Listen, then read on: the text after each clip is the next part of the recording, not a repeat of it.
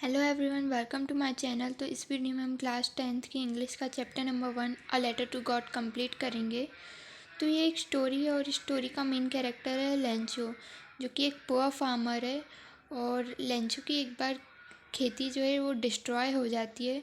फिर वो गॉड को एक लेटर लिखता है और उनसे मदद मांगता है। तो इस स्टोरी में हम जानेंगे कि गॉड को लेंचो का लेटर मिलता है या नहीं, और फिर गॉड उसकी हेल्प करते हैं या नहीं। यही सब हम इस स्टोरी में जानेंगे। तो चलिए स्टार्ट करते हैं। Lencho was a poor farmer who lived with his family on the crust of a low hill. यहाँ पे क्रस्ट का मतलब होता है किसी पहाड़ी का शिखर, यानी पहाड़ी का ऊपरी हिस्सा। तो लेंचो एक गरीब किसान है जो कि अपने परिवार के साथ एक छोटी सी पहाड़ी के ऊपर रहता है। From the top one could see the river and the field of ripe corn dotted with flowers that always promised a good harvest. तो उस पहाड़ी के ऊपर से नदी और पकी हुई मक्के की खेती देखी जा सकती थी। और उस पकी हुई मक्के की खेती पे छोटे छोटे फूल लगे थे जो कि अच्छी फसल का वादा करते थे। The only thing the earth needed was a downpour और एटलीस्ट अ शावर।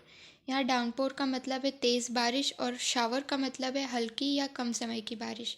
तो उस पकी हुई मक्की की खेती को बस एक तेज़ बारिश या कम से कम एक अच्छे ही शावर की ज़रूरत थी। Throughout the morning, Lencho, who knew his field intimately, has done nothing else but see the sky towards the northeast. यहाँ इंटीमेटली का मतलब होता है गहराई से या अच्छी तरीके से। तो लेंचो जो कि अपनी फसल को बहुत अच्छी तरीके से जानता है, उसने सुबह से सिर्फ एक काम किया कि वो आसमान को देख रहा था नॉर्थ ईस्ट साइड पे। वो मतलब बारिश का इंतज़ार कर रहा था कि कब बारिश हो। Lencho said happily that they were finally going to get some water. His wife was preparing supper and replied that it would happen if God wished. यहाँ सपर का मतलब है रात का भोजन। तो लेंचो खुशी से बोलता है कि फाइनली अब उनको पानी मिलने वाला है। तो उसकी वाइफ जो कि रात का भोजन बना रही होती है वो रिप्लाई करके बोलती है कि हाँ, अगर भगवान चाहेंगे तो ज़रूर। The elder boys were working in the field while the younger children were playing near the house. तो जो बड़े लड़के होते हैं वो खेत के आसपास काम कर रहे होते हैं और जो छोटे बच्चे रहते हैं वो घर के आसपास खेल रहे होते हैं। When the meal was ready, the woman called everyone to eat. तो जब खाना बन जाता है तो लेंचू की वाइफ सबको खाना खाने के लिए बुलाती है। During the meal, big drops of rain began to fall just as Lencho had predicted. तो खाना खाते टाइम जो है बड़ी बड़ी बारिश की बूंदें गिरने लगती है, जैसा कि लेंचो ने अनुमान लगाया था। Huge clouds were seen approaching from the north east. तो और बड़े बड़े बादल जो हैं वो नॉर्थ ईस्ट साइड से आते हुए दिख रहे थे। The air become cool and fresh. और हवा जो है बहुत ही ठंडी और फ्रेश बन जाती है। Lencho went outside to enjoy the rain and feel it on his body. Lencho जो है वो बाहर जाता है ताकि वो रेन को अपनी बॉडी पे फील कर पाए और उसे एंजॉय कर पाए। When he come back he compared the rain drops to coins, big drops like cent 10 cent pieces and small ones like 5 cent pieces. और जब वो वापस आता है तो वो रेन ड्रॉप्स को कॉइन्स से कंपेयर करता है, यानी बारिश की बूंदों को सिक्कों से कंपेयर करता है। वो कहता है कि बड़ी बूंदें जो हैं वो 10 cent पीसेस के बराबर है और जो छोटी छोटी बूंदें हैं वो 5 cent कॉइन्स के बराबर है। With a feeling of satisfaction, Lencho looked at the field of ripcorn, its flower hidden behind a curtain of rain. तो बहुत ही संतुष्टि की भावना से वो अपनी पकी हुई मक्के की खेती को देखता है, जिसके जो फूल है वो बारिश के पर्दे के पीछे छुपे हुए हैं। Hidden behind a curtain of rain. Curtain का मतलब होता है पर्दा। तो उसके जो फूल हैं मक्के की खेती के वो बारिश के पर्दे के पीछे छुपे होते हैं। Suddenly a strong wind began to blow and very large hailstone started to fall along with the rain. और अचानक से जो है तेज़ हवा चलने लगती है और बहुत ही बड़े बड़े ओले के टुकड़े गिरना चालू हो जाते हैं बारिश के साथ। They truly looked like shining silver coins. और वो जो हेलस्टोन जो गिरे थे उसने पूरी फील्ड को कवर कर लिया था और वो ना शाइनिंग चमकते हुए चांदी के सिक्कों की तरह दिख रहे थे। हेलस्टोन्स का मतलब होता है ओले के टुकड़े। The boys ran out to collect the frozen hailstone. और जो लड़के हैं वो भागते हैं फ्रोज़न जमे हुए हेलस्टोन्स को कलेक्ट करने के लिए। However, Lencho soon realized that the situation was turning serious. और रेंचो को रियलाइज़ होता है कि अब जो सिचुएशन है वो बहुत ही सीरियस होते जा रही है। He said with concern that the hailstone is getting bad now. और वो चिंता के साथ बोलता है जो कि ओले की जो बारिश है वो बहुत ही ख़राब होते जा रही है अब। And hoped it to end soon, और वो चाहता था कि अब ये जल्दी ख़त्म हो जाए। But the storm did not stop. लेकिन जो आंधी है वो नहीं रुकती है, जो हेल स्टॉर्म हो रहा था वो नहीं रुकता है। For an entire hour hailstones felled relentlessly on the house, the garden, the hillside, the cornfield and the whole valley. यहाँ relentlessly का मतलब होता है बिना रुके या फिर निर्दयता से। तो लगभग कम से कम 1 घंटे तक जो हेलस्टोन्स है बिना रुके गिरते जाते हैं। कहाँ कहाँ पे? द गार्डन में, हिल साइड में, कॉर्नफील्ड में, एंड लगभग सभी जगह पे जो है बिना रुके हेलस्टोन्स गिरते जाते हैं। The field turn white as if it had been covered with salt. और जो पूरा खेत है वो पूरा सफ़ेद पड़ जाता है जैसे कि उस पर नमक की कवर आ गई हो, नमक चढ़ गया। Not a single leaf remained on the trees. और पेड़ों पे एक भी पत्ती नहीं बचती है। The corn crop was completely destroyed and the flower were stripped from the plant. stripped का मतलब है उतारा गया। तो मतलब जो कॉर्न क्रॉप थी वो पूरी तरीके से डिस्ट्रॉय हो जाती है और जो फ्लावर्स थे वो भी प्लांट से निकल जाते, उतर जाते हैं। मतलब पेड़ों पे पत्तियाँ नहीं बचती है, फूल भी नहीं बचते, प्लांट्स पे सब कुछ झड़ जाते हैं। Lancho was filled with deep sadness. When the storm finally passed, he stood in the middle of the field and told his sons that even a plague of locusts would have caused less damage. Plague of locusts का मतलब होता है टिड्डियों का प्रकोप या टिड्डियों का हमला। जो ग्रास ऊपर्स रहते हैं, बहुत सारे ग्रास ऊपर जब हमला करते हैं किसी फील्ड पे और उसकी पूरी क्रॉप डिस्ट्रॉय कर दे तो हम उसे प्लैग ऑफ लोकस्टस कहते हैं। तो लेंचो जो है बहुत ज़्यादा सैड हो जाता है जब उसकी फील्ड डिस्ट्रॉय हो जाती है। और जब जो स्टॉर्म में चला जाता है तो वो बीच खेत में खड़ा होकर अपने लड़कों से कहता है कि प्लैग ऑफ लोकस्टस भी कम डैमेज करता है इससे। तो the hailstorm had left nothing behind and there would be no corn that year. तो जो हेलस्टॉर्म है उसमें उसकी वजह से कुछ भी नहीं बचता है खेत में, और उनके पास अब कोई भी मक्का नहीं रहता है बिल्कुल इस ईयर, सब डिस्ट्रॉय हो जाता है। That night was filled with sorrow. और वो पूरी रात दुख से भरी हुई थी। All their hard work had gone to waste. उनका पूरा हार्डवर्क वेस्ट हो जाता है। Lencho field helpless and fear that his family would have to face hunger in the coming year. Lencho बहुत ही हेल्पलेस फील करता है और उसे डर लगता है कि अब इस साल अब उसके जो परिवार है वो भूखा रहेगा।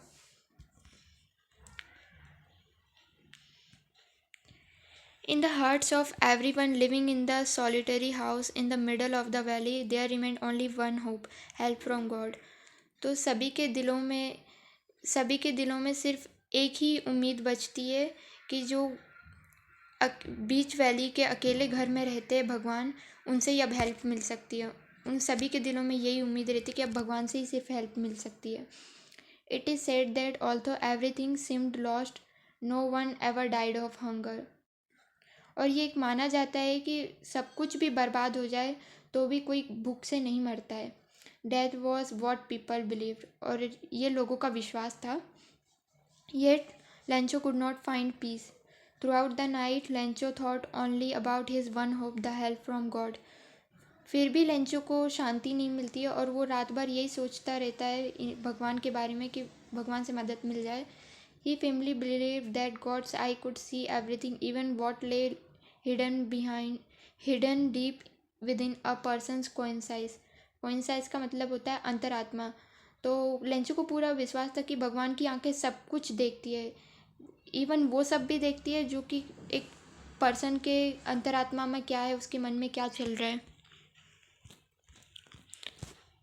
Lencho was an ox of man who worked tirelessly in the fields like an animal, but he was able to read and write.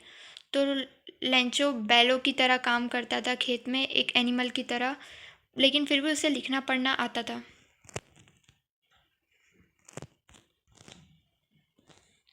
Early the next morning, he began to write a letter. He planned to take it to town himself and post it.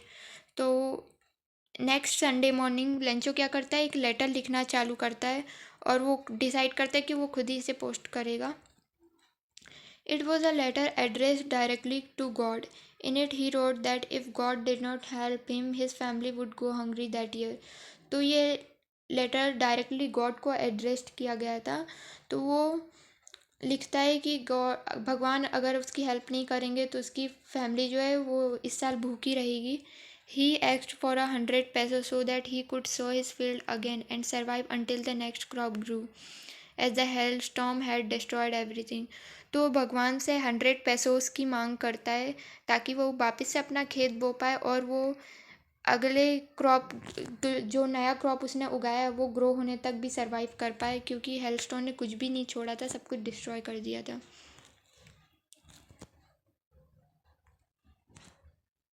After writing the letter, he addressed the envelope simply to God, placed the letter inside and went to town with a troubled heart. Troubled heart का मतलब होता है चिंतित मन. तो letter लिखने के बाद वो एनवलप पे साफ शब्दों में टू गॉड लिखता है, उस लेटर को अंदर डालता है और मन में चिंता लिए शहर चला जाता है.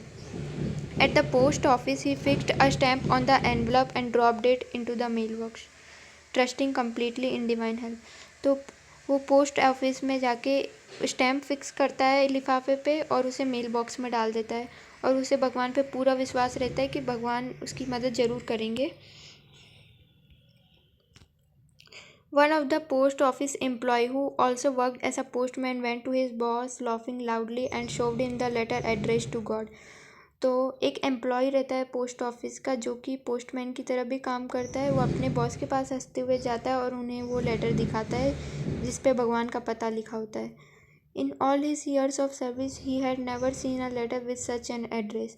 उसने कई सालों तक काम किया हुआ रहता है, कई सालों तक सर्विस दी होती है, लेकिन कभी भी उसने अपने करियर में एक ऐसा एड्रेस नहीं देखा.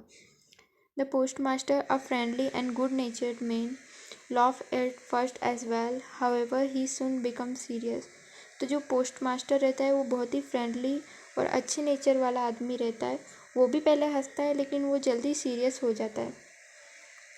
Tapping the letter thoughtfully on his desk, he spoke with admiration about the writer's faith. तो वो सोचते हुए पहले लेटर को अपने डेस्क पे थपथपाता है और उसकी राइटर की प्रशंसा करता है कि उसका विश्वास कितना अच्छा है भगवान पे. He remarked that he wished he himself had such a strong belief, the kind that could lead someone to begin a direct correspond with God. और वो भी कहता है कि काश उसका भी ऐसा स्ट्रांग विश्वास होता है भगवान पे कि वो खुद भी ऐसे पत्रचार कर पाए भगवान के साथ. Determined not to destroy the farmer's faith, the postmaster decided to reply to the letter. तो वो पोस्टमास्टर नहीं चाहता था कि जो फार्मर है उसका विश्वास टूटे भगवान पे से, तो वो पोस्टमास्टर जो है वो डिसाइड करता है कि वो खुद ही रिप्लाई करेगा लेटर का. When he opened it, he realized that replying would require more than kind words and good intention. तो जब वो खोलता है उस लेटर को तो वो रियलाइज़ करता है कि सिर्फ अच्छी अच्छी बातें बोलने से ही काम नहीं चलेगा, अच्छे इरादे से उसकी मदद करनी पड़ेगी. इट वुड रिक्वायर मनी, उसे पैसे की ज़रूरत रहेगी. Still he remained firm in his decisions. He collected contributions from his employees, donated a part of his own salary and even persuaded some of his friends to give money as an act of charity. यहाँ persuaded का मतलब होता है, pursuit का मतलब होता है समझा बुझाकर मनाना, और चैरिटी का दान या परोपकार के लिए. तो वो अपने जो अपना डिसीज़न है उस पर मजबूत रहता है, फिर्म रहता है बिल्कुल, और वो अपने एम्प्लॉयज़ से कंट्रीब्यूशन मांगता है और उनको भी मतलब समझाता है बुझाता है कि हमें पैसे देना चाहिए, परोपकार करना चाहिए, और अपने दोस्तों को भी मना लेता है कि मदद करने के लिए वो फार्मर की. Despite all his efforts he could not gather the full amount of 100 pesos. और उसने बहुत एफर्ट लगाया कि वो पूरे पैसे इकट्ठे कर ले, पर वो 100 pesos नहीं कर पाता है. In the end he manage to collect a little more than half of the sum. तो आखिर में वो जितनी लेंचो ने पैसे मांगे थे उससे आधे से ज़्यादा उस कलेक्ट कर लेता है. He placed the money in an envelope addressed to Lencho and included a short letter. It bore only one word as a signature, God. तो वो पैसों को एक लिफाफे में रखता है और उसे लेंचो के लिए एड्रेस करता है और उसमें एक शॉर्ट सा लेटर भी लिखा रहता है और उसमें सिग्नेचर पे सिर्फ एक ही वर्ड लिखा रहता है, God.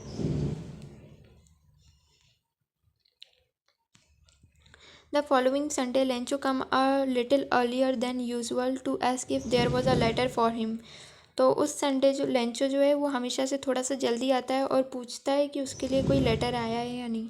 It was the postman himself who handed him the letter, while the postmaster, feeling the quiet satisfaction of having done a good deed, watched from his office. तो पोस्टमैन खुद उसे वो लेटर हाथ में थमाता है और जो कि पोस्ट मास्टर है वो बहुत ही संतुष्ट महसूस करता है कि उसने बहुत अच्छा काम किया है और वो अपने ऑफिस से ये सब कुछ देख रहा होता है. Lencho showed no surprise on seeing the money, such was his confidence in God. तो लेंचो को तो पूरा विश्वास रहता है कि उसे पैसे ज़रूर मिलेंगे, भगवान उसकी मदद ज़रूर करेंगे, तो वो सरप्राइज नहीं होता है पैसों को देख के. However he become angry when he counted it. और जब वो पैसों को काउंट करता है तो वो गुस्सा हो जाता है क्योंकि उसमें पूरे पैसे तो नहीं थे. God could not have made a mistake, nor could he have denied Lencho what he asked for. तो लेंचो को लगा कि भगवान तो ऐसी कभी मिस्टेक कर ही नहीं सकते और भगवान उसे मना भी नहीं कर सकते जो कि लेंचो ने जितने का बोला था. At once, Lencho went to the window to ask for paper and ink. Sitting at the public writing table, he began to write. His forehead wrinkled with effort as he tried to express his thought. तो Lencho खिड़की पे जाता है और paper और ink मांगता है और वो पब्लिक राइटिंग टेबल पे बैठ के वापस से लेटर लिखना चालू करता है. उसके माथे पे सिलवटें पड़ जाती क्योंकि वो बहुत ज़्यादा एफर्ट लगाता है अपने वर्ड्स को, अपने थॉट्स को लिखने में, तो उसकी माथे पे सिलवटें पड़ जाती है. When he finished he went to the window to buy a stamp. तो वो जब लेटर लिखना उसका हो जाता है तो वो खिड़की के पास वापस जाता है और स्टैम्प खरीदता है. He licked it and fixed it firmly on the envelope with a blow of his fist. तो वो स्टैम्प को चाट के अच्छे से मजबूती से लिफाफे पे लगाता है अपनी मुट्ठी से दबा के. He then dropped the letter into the mail box. और फिर उस लेटर को वो मेल बॉक्स में डाल देता है. The moment the letter fell inside, the post master took it out and read it. तो जैसे ही उसने वो लेटर मेल बॉक्स में डालता है वो पोस्ट मास्टर उस लेटर को निकालता है और पढ़ता है. It said, God of the money that I asked for only 70 pesos reached me. तो उस लेटर में लिखा हुआ था, भगवान जितने पैसे मैंने आपसे मांगे थे उसमें से मुझे सिर्फ 70 pesos ही मिले हैं. Send me the rest because I need it very much. मुझे बाकी के पैसे भेज दो क्योंकि मुझे उसकी बहुत ज़रूरत है. But do not send it through the mail because the post office employees are a bunch of crooks. लेकिन मुझे मेल से मत भेजना पैसे क्योंकि जो पोस्ट ऑफिस एम्प्लॉयज़ है वो बंच ऑफ क्रूक्स हैं. बंच ऑफ क्रूक्स मतलब बेईमान लोगों के झुंड है. मतलब उसने उन सभी एम्प्लॉयज़ को जिनने मिलकर उसकी मदद की थी उन्हें बेईमान बोला. तो यहाँ पे ये चैप्टर ख़त्म होता है.